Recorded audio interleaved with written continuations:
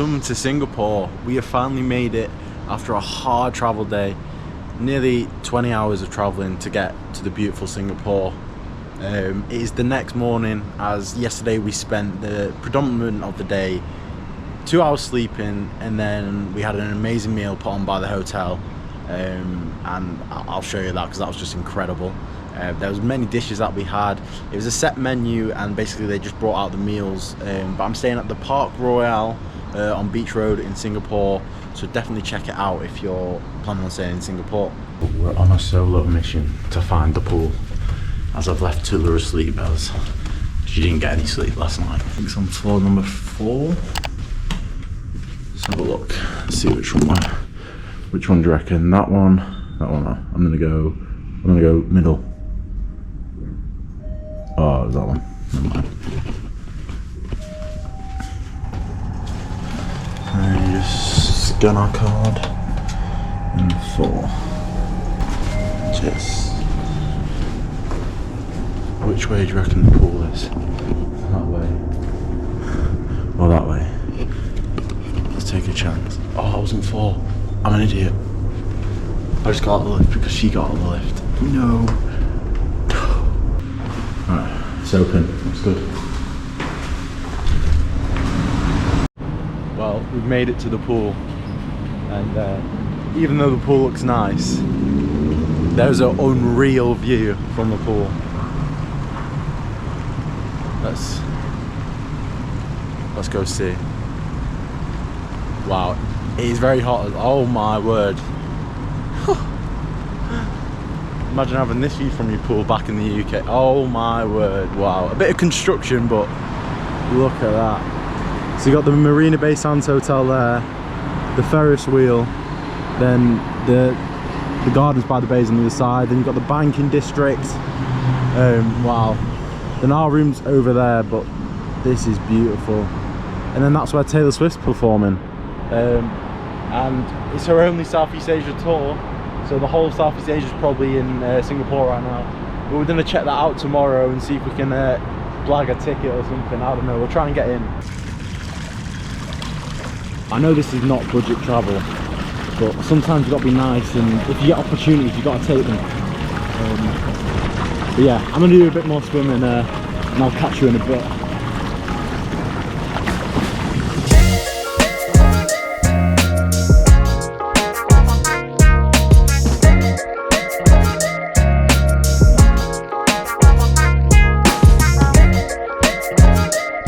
The dragon is finally up. Hello. Welcome to the vlog, Tea Dog. What do you make of the hotel? It's amazing. The hotel's really nice. I made a mistake by not going to sleep last night because I wasn't tired at all, and I kept trying, but I stayed awake all night, and that's bad. Literally, as I was getting up at 7, you were going to bed, weren't you? Yeah. But the time is 9:30 now, and we're gonna try and get into breakfast. It's until 10:30, so we should be all right. We're just having the debate whether to make up the room now or not, because this is the only luxury we'll probably get for a while. But yeah, we're gonna get food now, so we'll see you in there. So we've got a plate of goodies. So we've got some chocolate croissants, actual croissants, bit of bread, strawberry yogurt, and a bit of an English style plate. But I will be going up for seconds, and the plan is to fill ourselves up as much as possible before we get out and explore the beautiful city. So what do you make of your food? Really well. Really good. We've just had the room made up whilst we were out at breakfast, which is a luxury I don't think we'll get much on this trip, but I'll give you a room tour. So this is the Premier Club Deluxe room at Park Royale, and basically it means you get a number of benefits like complimentary cocktails from 6 till 8, a club lounge, then you get laundry done, there's so many benefits. So this is walking in, we've got our bags there, and then there's a safe. This is the wardrobe, it's really nice. Safe there, got my bag there, and then I'll take you into the bathroom with Tula.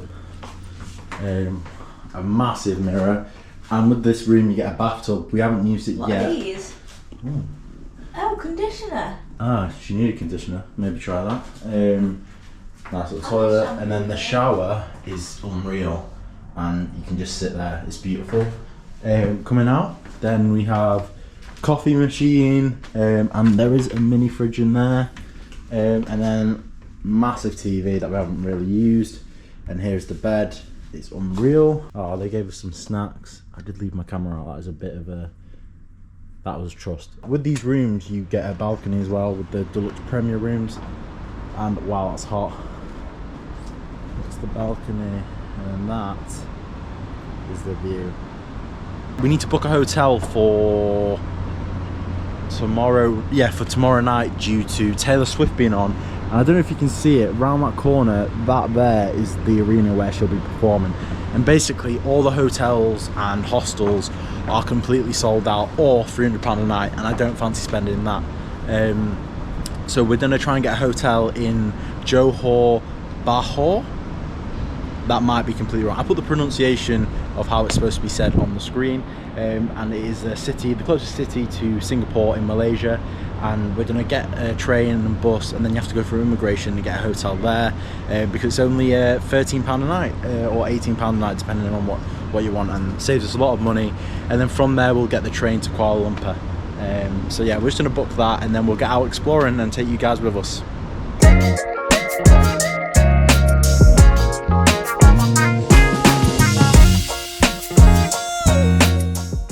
This place really is something to behold. It is stunning. What's this? What is this? Seems to be some sort of robot. The Fulton Hotel. Security patrol in progress. Oh my god, it's security. Look at that. Singapore is absolutely crazy with the technology. It's proper advanced. You guys are probably not ready for the view I'm about to show. So you got the banking district in the back with like the Bank of China, Standard Chartered, and a few other major banks, HSBC, DBS, and then you come to the left and there is the Marina Bay Sands Hotel. Wow. And there is actually a pool on top of that. We have made it to Merlion Park. Here is the attraction. A beautiful lion spitting its fountains into Marina Bay, and wow. So the Merlion statue is a symbol of Singapore. It was originally unveiled in 1972 as it signifies Singapore being a fishing village. So the bottom of the statue is a fish, and the top of the statue is a lion. The lion is also situated here because this is the start of the Singaporean River. The rain's coming towards us. Here it comes, here it comes. Oh, there it comes. Oh my god, there it comes. Look at everyone. Look at everyone. That was so weird. You could see it coming on the water. That was so weird. Oh, look at everyone. They don't like the rain. It's raining. Ah, it's raining. Look at everyone go. Look at them. We've got some cover under here with everyone else, but we've got a tour to get to, so we're gonna have to leave here and get to an MRT. But hopefully it won't be long. But it was like warm rain, first tropical storm. But it was just so weird how it came across the water. But yeah, we'll see you when we get back to the hotel and we get freshened up to go for the tour. So we've just freshened up after that little rainstorm, back at the hotel, ready to go on the Kampong Glam tour that the hotel have put us on. So we're currently walking down Haji Lane, and this is where the pilgrims used to reside, as this is a religious quarter. So this is one of the most narrow lanes in Singapore, and they said that they used to stuff hundreds of people up here. They have little shops that have nothing to do with a area that you can see that, you know. Yeah. For example, we have Turkish. Now the Turks and the Lebanese have been here a few years ago because they were brought in for the business. Yeah, but really, actually, they are not the original inhabitants of this area. We see a street called Arab Street, but the Arabs that we are associated with come from Yemen. Yeah. Okay. Nothing to do with Saudi Arabia, nothing to do with Oman or other parts. Yeah. Though there may have been one or two. So our pioneers of Singapore, we also attribute pioneers of Singapore to the Arab people, but they all come from Yemen because that was how they started off. Because it's nearer Yemen. No, actually they were in Sumatra. So Sir Stafford Raffles said, I know these people, Mr. Al-Junid. We have a very famous character called Al-Junid, and Aljunid, and that's very Arabic. But his origin was actually Yemen, and he was actually living in Sumatra. So when the British said, hey, Mr. Al-Junid, want to come over or not? So at that time he said, no, I'm happy where I am, I'm not coming. But what changed his mind a few years later? Taxes. Hello, Mr. Raffles, I'm coming over. So now we have a train and station, and we have a road named after him.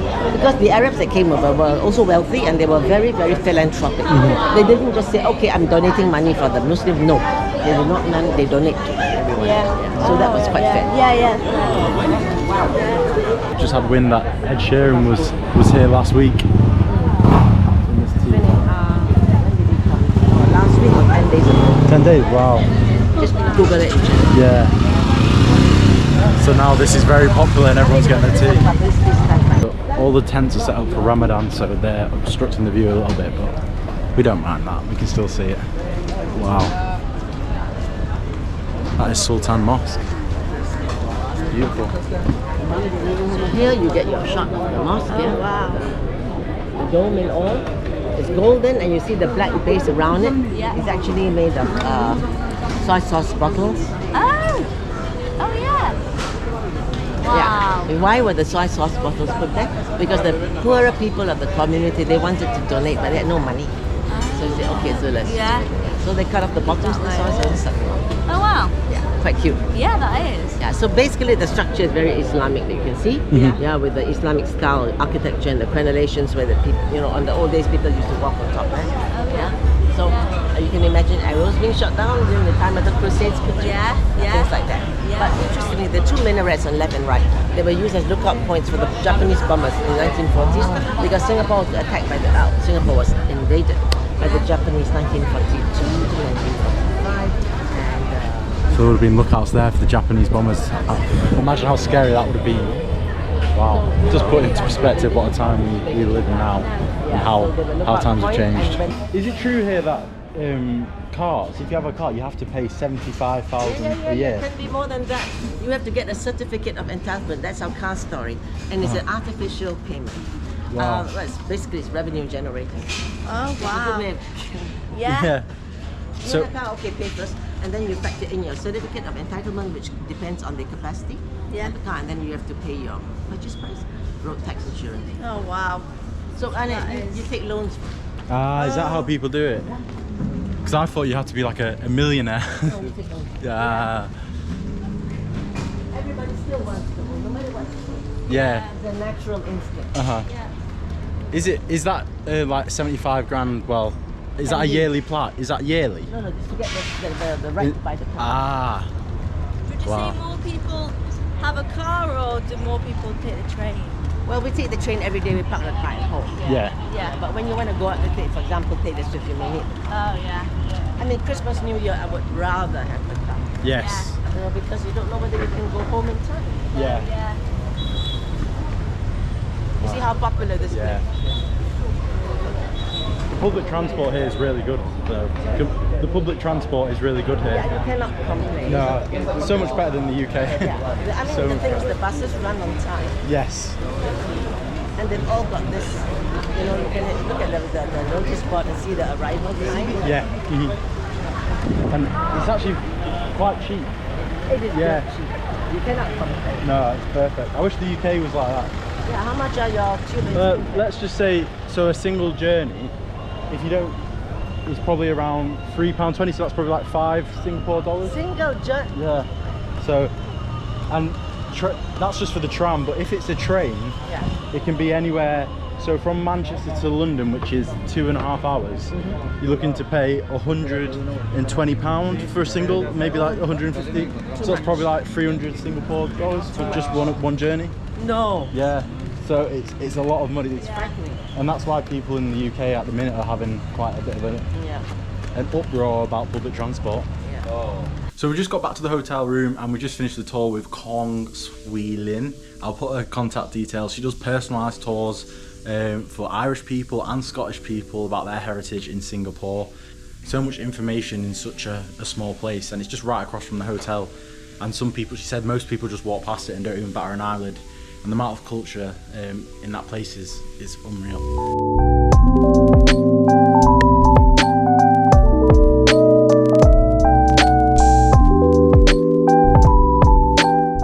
We have officially made it to the Hawker Centre, and here it is in all its glory. Wow.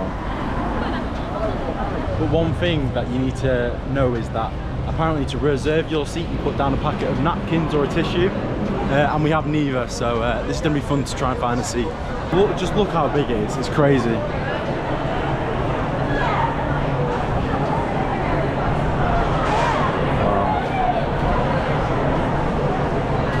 And here it shows you the prices. So mixed vegetable dumplings $2.50. Well, there's a number on each stall. So that's 1A, and then you'll choose your dish, so 2, 3, 4. And basically what you see is what you get. So it's so easy to order. There's just so much to choose from, so that's the hardest bit about ordering. This came to a total of £4.80. So between the both of us, it's what, £2.40? So not a lot more. But obviously we're going back up for more because this food is insane. So we've got chicken feet, what you're probably not too sure on. No, it's all about trying stuff. Then we've got pork bao bun, barbecue pork bao bun, and succulent prawn dumplings. So let's give it a test.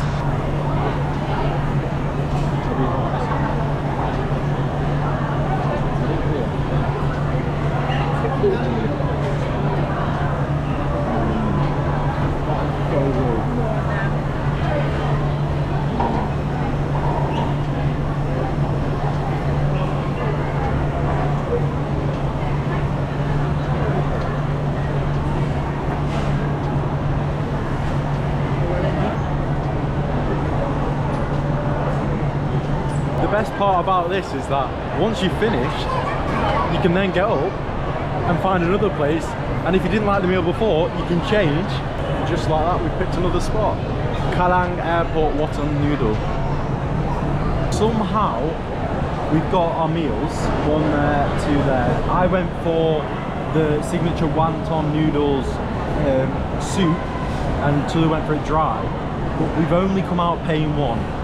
He didn't charge us for one of the meals, so these together have cost £3.80. That's incredible for what we get. So I'm gonna dig in and enjoy this amazing meal.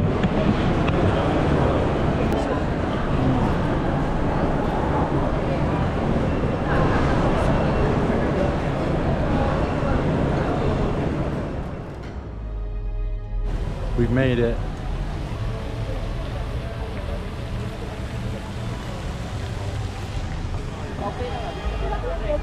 Roll the montage.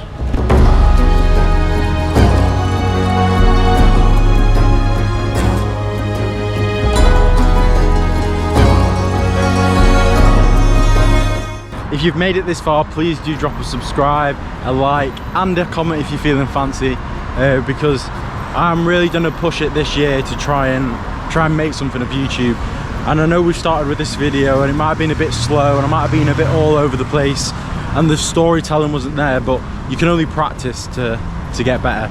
So stick with me, we're going to create something beautiful. What? 1 second. So you just said that, didn't you? Yeah. I went to a psychic and this is what she gave me. Today I'll make something beautiful. Well, that's weird, I didn't know that existed. Well, that is a sign, guys, that we are going to create something beautiful.